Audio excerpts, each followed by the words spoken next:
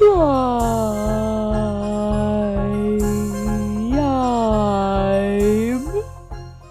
morning, everyone. It is a beautiful day here in Daytona Beach, Florida, and that is because the world's largest reptile meeting, the National Reptile Breeders Expo, that takes place once a year only and has now for 36 years in a row, is today. I first came here in 2011. I absolutely loved it, and I said to myself, man, I got to get back here every year. Didn't return until last year. Had an awesome time. We didn't have the channel at that point, and I really wish I could feature the things that we saw here. Now, I personally don't like words like industry and trade, and I don't see this as a hobby for me. So those words all feel kind of icky. But the beautiful thing about this expo, this gathering, is the amount of breeders who are here with their own animals as opposed to dealers and flippers and all that sort of thing. And this is the biggest show by far for turtles. So there are other great shows like Schaumburg and Tinley and Pomona and all these other places. But for turtles, Daytona blows them all out of the water. And Wayne Hill is the owner and operator and creator of this show. And this show here is really the show that kicked off reptile shows all over the country and really all over the world. So we can't wait to get in there. We're waiting in line right now for the doors to open for us to then buy a VIP pass to be able to get in early. So that's what we're doing right now. We were gallivanting in Florida yesterday, so we weren't able to get our badges ahead of time. So anyway, excited to be here. So happy you're with us. We are taking you with us. You better believe it. And let's do it. Let's go. So we're in an hour early because we got VIP badges, which allow you to get in, you guessed it, an hour early. So it's not all full up with people yet. Within an hour, this place is going to be swarming with people. 2 hours, it's going to be completely jam-packed. But right now, we're able to just get an exclusive look. This also gets you in a day early for anyone who's coming here in the future. But you got to have cash. And yeah, anyway, here we are. Loving it. We are here at the best expo for turtles in the entire world. And I'm here with, really, when we talk about how we need champions for certain species, and not just all species, but the species that really deserve it, the species that really should be championed, I'm with someone who is at the top of the list. Brian King is an amazing breeder of the African dwarf mud turtle, Pelusius nanus. Yep. And this is a species that I really love a lot. Actually, I think the only 2 articles still published on this species I wrote once upon a time, many years ago now. Great article. Yeah, thank you. That's very kind. But now, if you want info on this species, you go to Bryant because he has become a wealth of knowledge. How many of these are you hatching? This year I hatched over 200. 200 Pelusius nanus. This is a small turtle.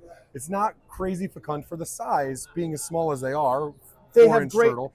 I say they have big turtle personality in a small package. Yeah. And so they will come scrambling towards you for food. They're just a great turtle that doesn't get too big. They can spend their whole life in an aquarium. You aren't going to need a pond or even a large tub as they get older. Now, you can get a big tub and you can have a large group with them, and that's a lot of fun. But if your desire is just to have an apartment turtle, you can't beat these turtles that only get about 4 inches tall, 4 inches big. Yeah, and when you think about the best turtles, there's so many different factors that go into it. Size, but also cold tolerance is an interesting one. These guys can get a little chilly, but they're not going to survive somewhere like where I live, so they're not going to become invasive. Yep. These guys check the box in every way except like crazy over-the-top coloration, right? Correct. But they do get really beautiful yellow skin when they get some size on them. So they check all the boxes, and this is a species, if you're wondering what is the turtle that I should look into and keep, this should be at the top of the list, just the same way that you're at the top of the list of people who are really focusing in on a certain group of turtles and mastering what it means to produce them and to create a market for what actually should be in captivity. Thank you. It's a huge positive. I agree, and that's why I'm doing this, but thank you for those kind words. Oh my gosh. And you know, it's funny because you don't really realize, but we notice. So like I've noticed from the very beginning that you kind of came on the scene and started doing what you're doing. It's noticed, and I've seen everything you've done since then, and I'm a huge fan of your work. I really appreciate that, and I appreciate what you guys are doing too. And thank you for putting these out there for the public to see. Yes. Tell your friends. Pelusius nanus. Pelusius nanus If you're looking for small and bold, this could be your species. You can go to my website at bestpetturtle.com, and I will update all the links there, and that's a Awesome. great place to find me.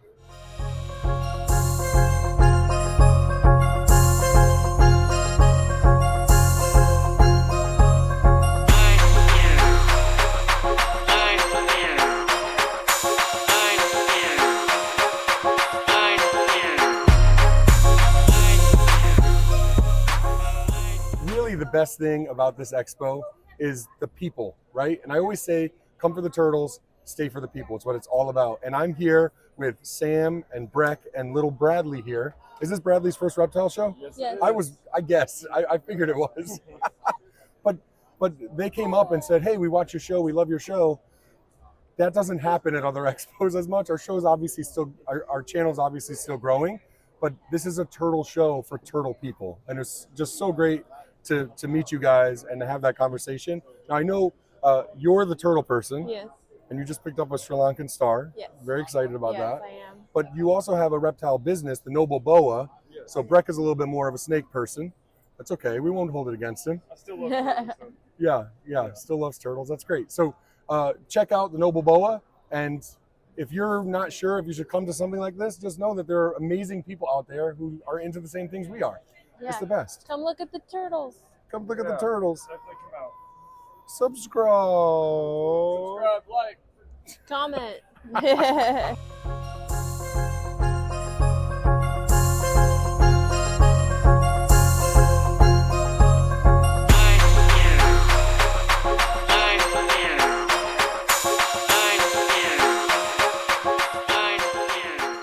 So we talked about, come for the turtles, stay for the people. I'm here with one of my really good friends. We've been friends for a long time now, Dominique DeFalco. She has a podcast, which is a little less active at the moment. That's okay, we don't have to go there, called the Modern Medusa Podcast. And I always jokingly refer to myself as a feminist, although it's not a joke, I really am. I'm the father of 2 daughters, girl dad. And one of the things I always appreciate so much about you, Dominique, is all the work that you've done to promote women in this hobby, the reptile hobby, and that's something that I really care so much about. Mhm.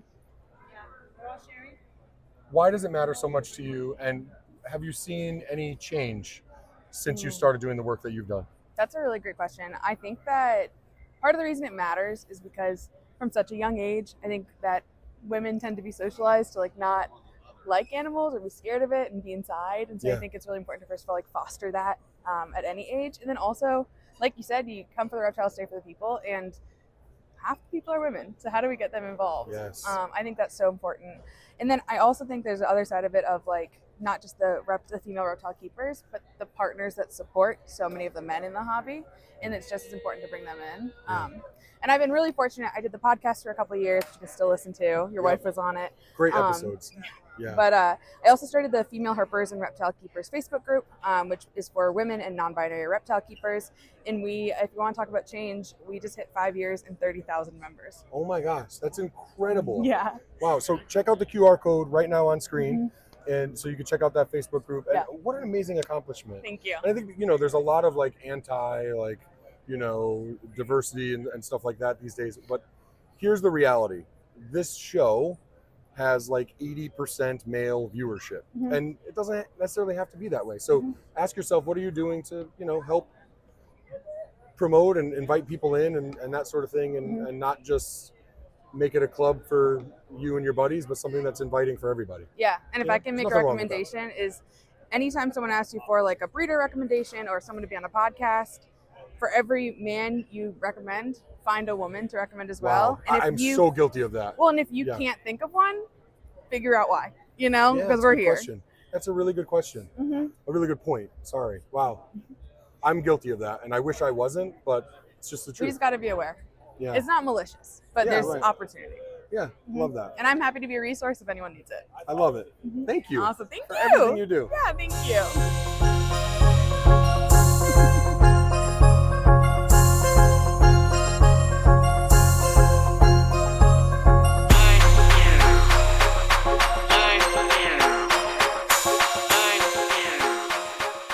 Right now, I'm here with a truly special friend of mine, Tony Monahan, Dr. Tony Monahan, who is here selling his book, the Turtle Lover's Guidebook, and also some of his amazing artwork. And Tony, you're actually working on another project right now that's really exciting and is actually, dare I say, even more work than the original book. Yeah. And that's called the World Book of Turtle Conservation. Correct. Tell me about it.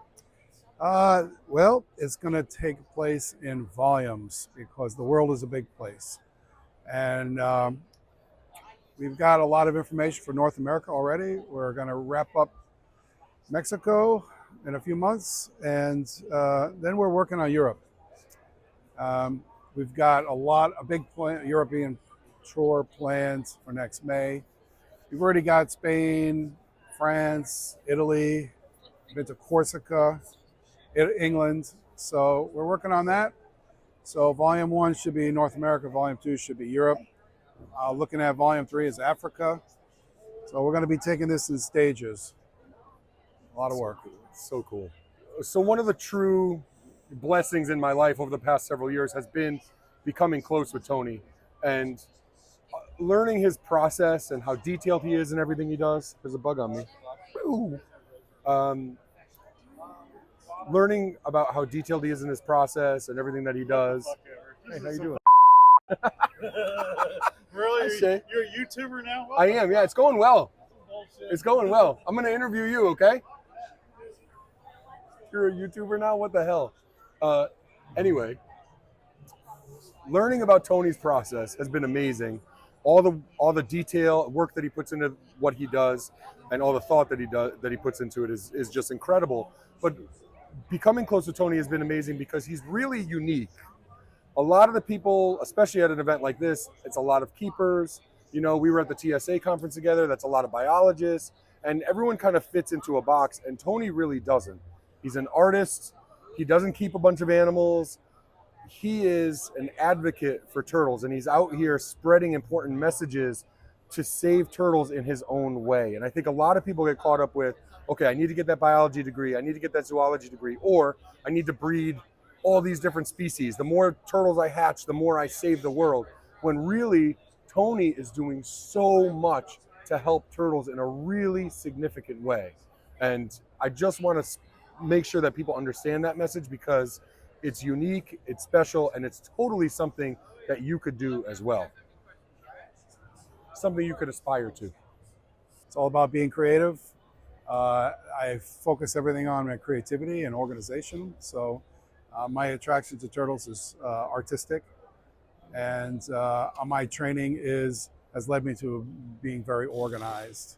Use the tools and talents that you have, and that's Correct. exactly who Tony is. A talented man who uses his talents to save turtles. Thank you, sir.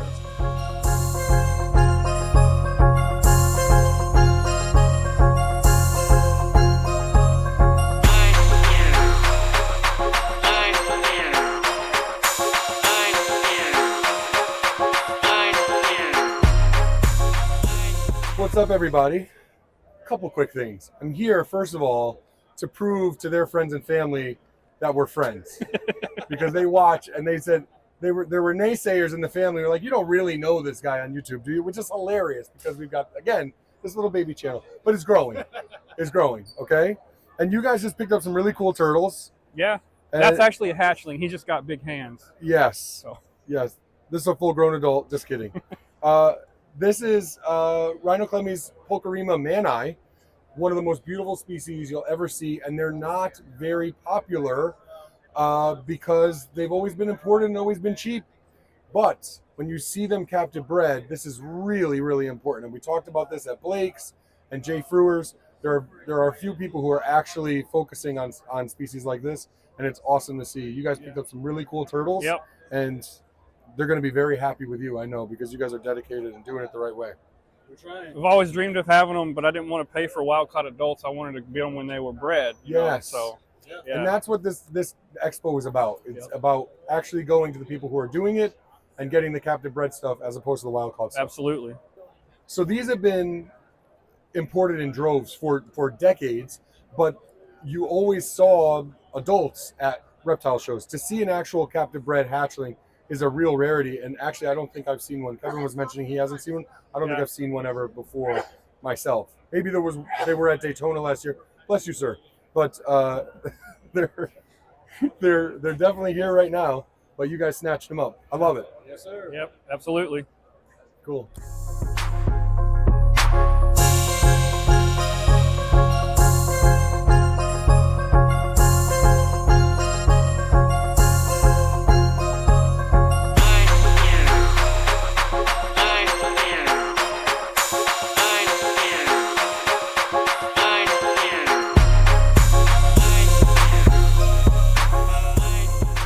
I'm here with Jim Rogers, a very talented and dedicated turtle breeder who specializes in several different species, but a lot of map turtles. And you're holding a map turtle in your hands right now. Correct, correct.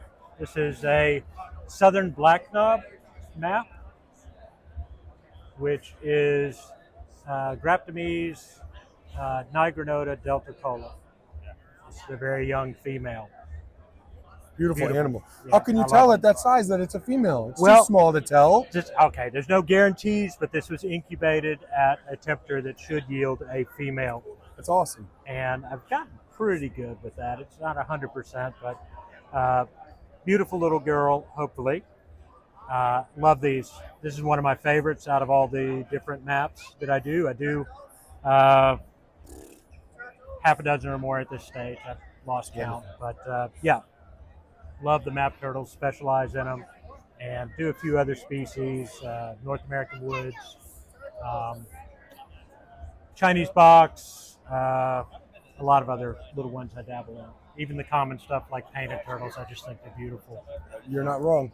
So, talking about map turtles and your work with them specifically, you're a part of a new pilot program that is a part of the Turtle Room, my 501c3 nonprofit organization that works to organize the private sector a little bit more, because a lot of the success that happens on the private side is seen by a lot of the people who make decisions in terms of what's legal and who's doing what. It's seen as being kind of hearsay, right? It's not part of the scientific literature. It's not official, that sort of thing. So instead of being reactive, we're trying to be proactive and get together a group of like-minded keepers who keep and breed certain taxa, specialize in certain taxa for the right reasons.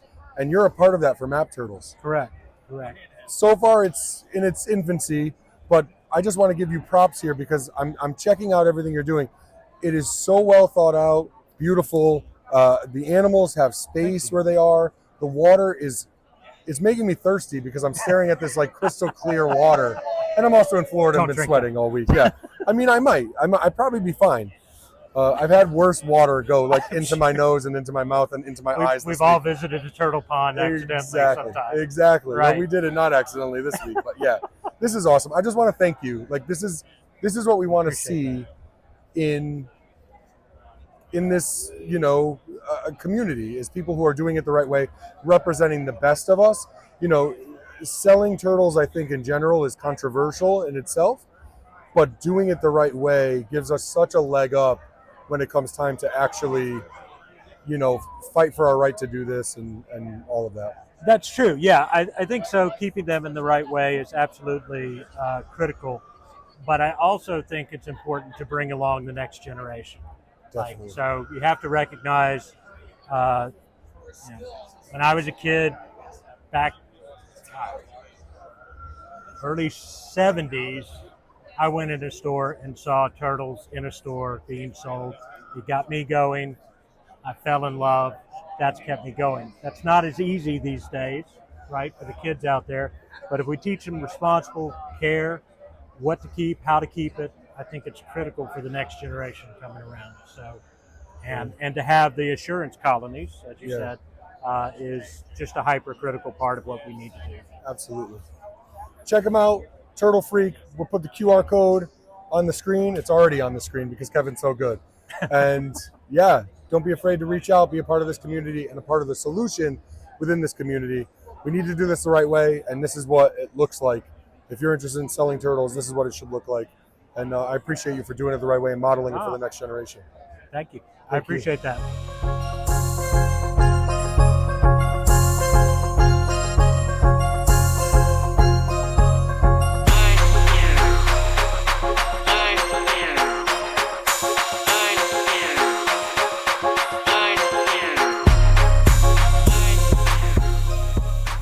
I'm here now with my friend Vanessa, who's very tall. She's on her tippy toes. Why do people always do this? Oh, what is it about me that makes people want to do this? Vanessa is the owner, operator, proprietor of the pet shop in Mesa, Arizona. Absolutely. And she is a turtle and tortoise lover, a friend Yep. of the turtle and tortoises. And she's a rep and a steward for supporting our rights as keepers with her work with US Ark. Yep. It's important work. It's extremely important work. Without USARK, we wouldn't be able to keep our turtles and tortoises and any other reptiles.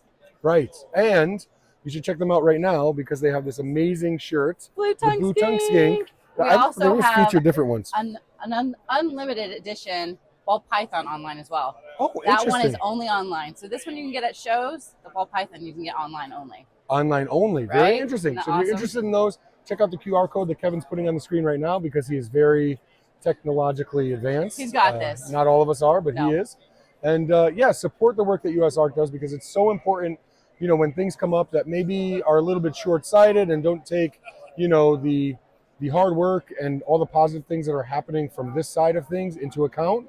US Ark is there to support. They have our back. So if you haven't heard of them, check them out at the website. They're just USARK.org. doing great stuff. United States Association for Reptile Keepers. Fight for your rights. Fight for your rights. Can we For high real. five? That felt good. That felt right. That's it.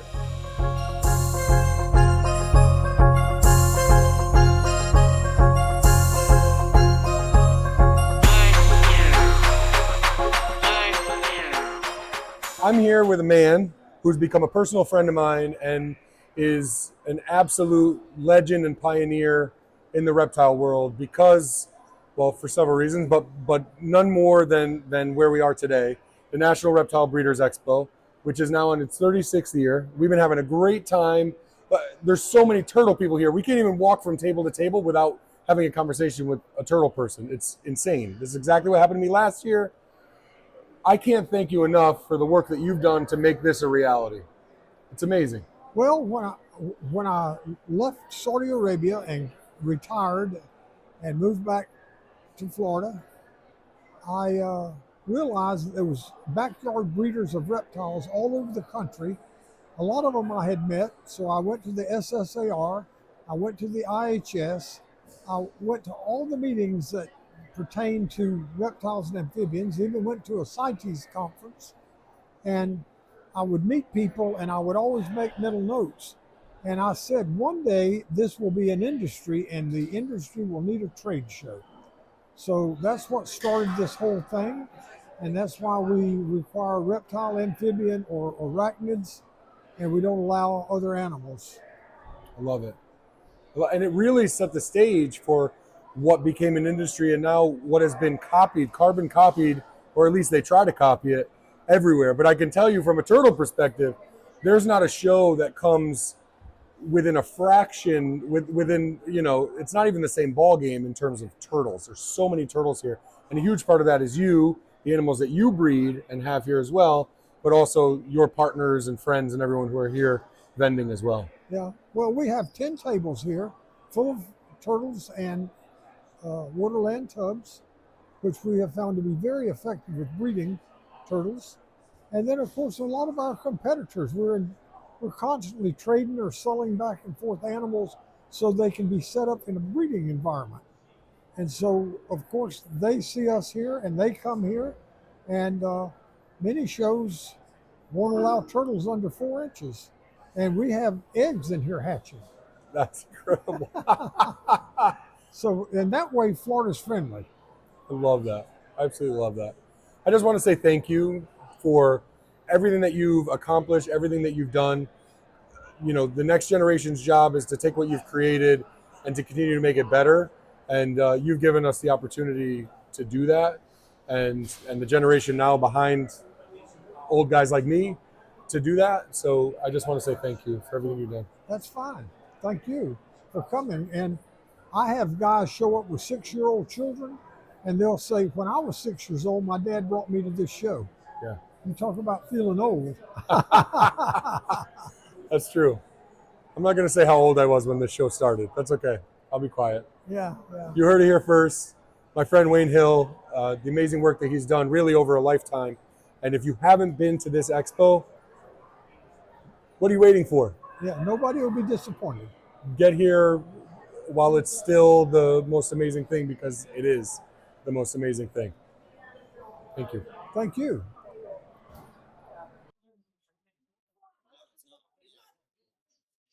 This show has been an absolutely incredible representation of what can happen when people do things the right way. They're breeding species that make sense for them, for their climate. They're dedicated to certain taxa, like Brian King with the Pelusius nanus, the African dwarf mud turtles, and they're just doing things right. There's very few, if any, wild caught turtles at this show, and there's 20, 30, 40 times more turtles here at this show than any other reptile show in the country, in the world. I can't tell you how much it means as a lifelong turtle lover to be here and see this. If you haven't been to this show before, make sure you come and check it out for yourself, because it's incredible. It's absolutely incredible. Thanks so much for watching. Don't forget to like, subscribe, hit that bell icon. We really did it. Appreciate you. Brought you along for the ride. Till next time. Woo!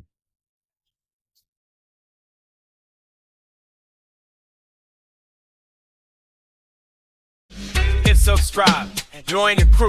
Just turtles. There's always something new. Ow now, brown cow. The flaming torch was denied a bank loan. La la la la la la la la. Ready? We're making a video. Ronnie's in the video. Look out. Wait a minute, is this the famous Ronnie here? Hey, sure is.